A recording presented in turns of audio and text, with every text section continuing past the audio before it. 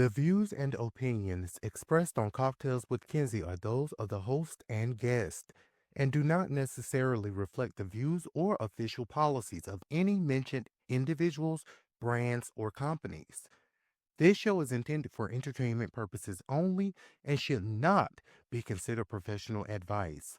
Cocktails with Kenzie is not affiliated with, endorsed by, or sponsored by Crown Royal, Diageo, or any of their subsidiaries or partners. Any mention or display of products or drink recipes is for commentary and entertainment only. Listener discretion is advised. Now sip responsibly and let's get into the fun. Listen, Potomac has officially entered the eviction era, Married to Medicine has entered the accountability era, and some of y'all parents out here are in the giving your child everything era. And I'm here to talk about all of it. Giselle out here calling Angel a top tier wag with bottom tier rent, Wendy dropping real estate tea, and Dr. Simone at Married to Medicine? She's just trying to figure out if her son needs structure or a scholarship or something up, because this episode is a lot. Pour it up, it's Cocktails with Kenzie. Let's vibe. So put in that talk with some truth on the side. Shine and tea, we keep it divided. Real talk and rhythm, yes, Kenzie time. Stay lit, stay real. It's Cocktails with Kenzie, baby, that's the deal. Welcome back to another Crown episode of Cocktails with Kenzie, where the drink is always strong, the opinions are unfiltered, and the housewives stay housewiving. So grab your glass, because tonight we're talking Real Housewives of Potomac, Married to Medicine, and a real question every parent has had to face, whether they like it or not. But get into the drink of the week, and I'll be right back. The drink of the week is the eviction notice, because Potomac was given short-term leases, quick exits, and landlords who said, now you gots to go. Start off by adding 2 ounces of Crown Royal Regal Apple, 1 ounce of pineapple juice, half an ounce of lemon juice, and half an ounce of blackberry syrup to a shaker with ice. Shake, shake, shake, like you did last night while nobody was watching, until chilled. Pour over fresh ice in a rocks glass, top with a small splash of ginger beer, and garnish with a dehydrated lemon wheel and blackberry. Now this drink is sweet up front, like Angel's explanation, sharp in the middle, like Giselle breaking the fourth wall, and a spicy finish, like Wendy dropping that $2,000 rent rumor. Drink up and enjoy.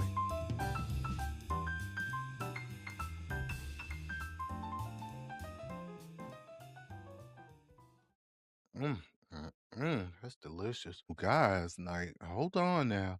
That's a good one. Y'all like it? Let me know in the comments how y'all feel about it.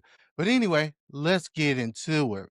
Potomac, oh Potomac. Y'all never disappoint. The way y'all delivered this episode, baby. Let's get into Angel Massie. Y'all know the newest housewife, Angel Massie. Her mystery move, Giselle's detective work, and that fourth wall break that Bravo did not edit out. All right, Royals, let's slide over to the Real Housewives of Potomac, because this right here episode, it gave me gossip, confusion, fourth wall breaking, and Giselle Bryant acting like the private investigator of Potomac. So let's get into Miss Angel Massie, because Giselle was not buying that girl's story about suddenly having to move her family out of her rental and back to Colorado. Colorado. God. And listen, Giselle wasn't just side-eyeing the situation. I mean, she broke the fourth wall not once, but twice. And you know you hit a nerve when Giselle is talking past the camera straight to production. So it all kicked off like with the Angel. Tia went to help her move, so Tia called Giselle while she was driving home from helping Angel pack. And baby, like they was on some you gotta go now energy. And Giselle Messy Boots on and strapped up immediately says, like, so wait, so she just came here basically for the show? And Tia tried to shut it down, like, no, Angel and Bobby are from the DMV, which she has stated several times. That's just not what it is. But Giselle was like, it ain't adding up. Y'all know how Giselle is. And honestly, Giselle had her detective hat all the way on. And she was like, if you're planning to move back here, you don't get a short-term lease. And I gotta admit, the math wasn't math then. I mean, she made perfect sense. So in her confessional, Giselle fixes her wig, looks the producers dead in the eyes, and says something along the lines, when Angel started renting the house, she didn't give that lady the right time frame. She thought we'd be done filming, but we not. We still filming. And that lady was like, you ain't got to give me all the time. Now you got to go. Suzanne was like, Angel, baby, you have been evicted. And then she proceeds to take it a little bit further with that top tier wag comment. What did she say? It was something like, this is not top tier wag behavior. Where's Taylor Swift? Not Taylor Swift. A mess. Giselle, I'm telling you, she's going straight to Bravo jail for that fourth wall break. So then her, Ashley and Wendy go to drinks or lunch, dinner later. So Wendy strolls in and she comes in with the piping hot tea. She tells them that a realtor friend told her Angel was looking for a rental that looked like $50,000 a month, but she allegedly only wanted to pay between $2,000 and $3,000. For real? Potomac? Okay. Now listen, I don't know what neighborhood Angel thought she was in with that budget, but baby, Potomac is not Zillow. Potomac is not Zillow for first-time home buyers or beginners. You can't be looking for Real Housewives real estate on an Airbnb budget. You just can't. So then they move on to the cowboy whatever party, hosted by Giselle and Wendy. It's a Cowboy Carter themed bash. And of course, her family show up late. I think her husband said something about, we'll be there when we get there. And the ladies confront her about not only having days to move out, but I guess while she was late. Anyway, Angel says, we're an NFL family. We move a lot. We had a short-term lease because we thought we'd find a house sooner. And then she proceeds to say they're heading back to Colorado. I'm so tired of her saying that. To pack up and basically do back and forth until they find something permanent in Potomac. So you, of course, Ashley, messy ass, over there like, is Angel broke? And Giselle's like, Bobby is over it. And Wendy, bless her heart, just flat out. They were saying you were evicted, girl. I ain't gonna dance around it. Now y'all know how that typically went in the past. But anyway. But the crazy part, the episode comes right off before Angel gets to address the eviction rumor directly. Bravo said, find out next week, y'all. And I guess that's what we gotta do. All right. Now let me say this. Angel's story might be true. Short-term leases do happen. Miscommunication happens. But Giselle's detective work, Wendy's extra spice, Ashley shady ass questions, it created a perfect housewife storm. But here's the real point. These women equate financial stability with credibility. If your money situation looks shaky, they will use it against you every single time. You hear me? And that brings us right into a deeper conversation I want to have tonight. And we're going to transition right to Married to Medicine for this, because watching Simone and Cecil talk to their son Miles about law school made me think about something real. Dr. Simone and her family gave us a parenting masterclass and a meltdown all in one scene. I'm telling y'all now, I felt every ounce of Simone's frustration in my spirit. But let's start here. Both of Simone and Cecil's sons just graduated from college. Beautiful moment, right? Proud parent moment, right?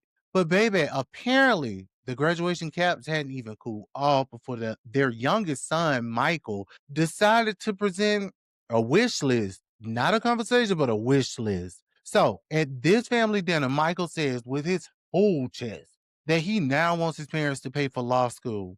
Fully foot the bill. Not coming, okay? But then he layered on top, I also need y'all to buy me a new car. A new car?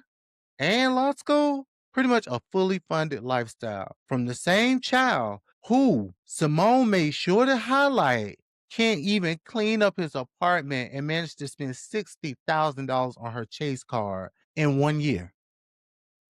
$60,000 American dollars. On what? And then Michael gonna double down. He looked at Simone, a woman, accomplished black woman who works 2 jobs, raised children, runs a whole household, and says, I do have a mother who makes pretty good money. Excuse me, young man. Oh, but he was not done. He then added the infamous line, well, white families do it for their kids. I would have told his ass to go find one then and let them do it for you. But that's another story. But Lord, you could physically see Dr. Simone's soul leave her body and come back. I'm sure Simone's blood pressure elevated. Her patience was gone. And she's sitting there trying to explain responsibility, adulting, the idea that just because a parent can pay does not mean the child automatically deserves a payout. But Michael was in his own spoiled, delusional mode or world.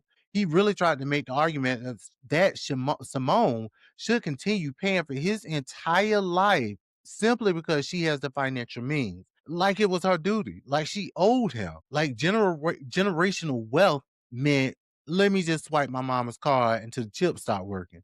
And then this is where the whole table shifted. Cecil, the husband, supposed to be the man of the house, he basically took Michael's side or didn't even say nothing. But baby, when I tell you Simone snapped, Simone went from 0 to I'm leaving this house and filing paperwork in 2.5 seconds. She said, and I quote, the bottom line is that you are so effing entitled. And what this revealed to, and this is what this revealed to me, and she screamed at a decibel so high, I'm sure NASA probably picked it up. Simone was done, like done. Like take off the mic, pack my clothes, I'm done. But what I loved and what made this one of the most powerful scenes of the season is that it just wasn't about the money. It was about the principle. Simone is trying to raise strong, independent black men in a world that will not hand them anything, and they cannot compare themselves to white kids because they don't have those same advantages. And I mean, her, a black woman, she worked hard, too hard, sacrificed too long, and built too much for her kids to treat her financial success like an unlimited tab. This wasn't about a car, even though Heavenly said allegedly she brought him a Tesla. But I mean, this wasn't even about a tuition. This was about work ethic, appreciation, reality, and responsibility. And when you stack this next episode to the Potomac drama, I see the theme of these shows. People love the lifestyle, they love the image, but behind all of it, who's footing the bill? Who's carrying the load? And who's doing the actual work? And that brings me to the question of the night. If you are financially stable, are you obligated to give your child everything they want?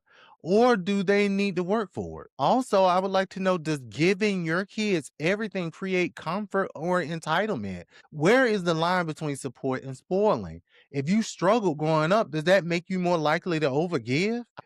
Should children of successful parents learn to grind the way their parents did? So here's the heart of tonight's episode. If you have money, should you give your child everything they want, or should they still have to work for it?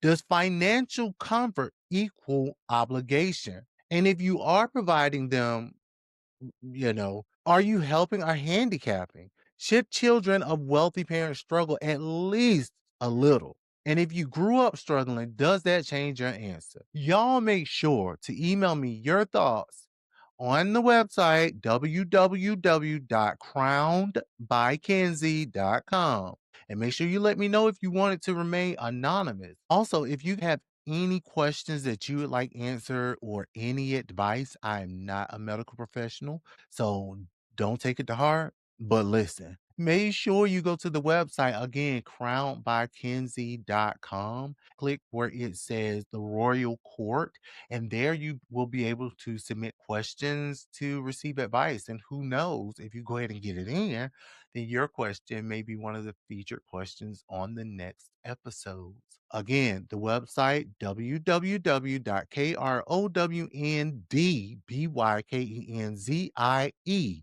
That's going to take you everywhere you need to go. The podcast platforms, YouTube pages, everywhere. Social media, All the links are on the page. Make sure you guys go over and check it out. Thank you guys so much for checking in for another episode of Crowned by Kenzie. And as always, you guys stay royal, stay crowned up, and don't sip too much of that drink and drive. Y'all take care. I'll see y'all next time. Bye.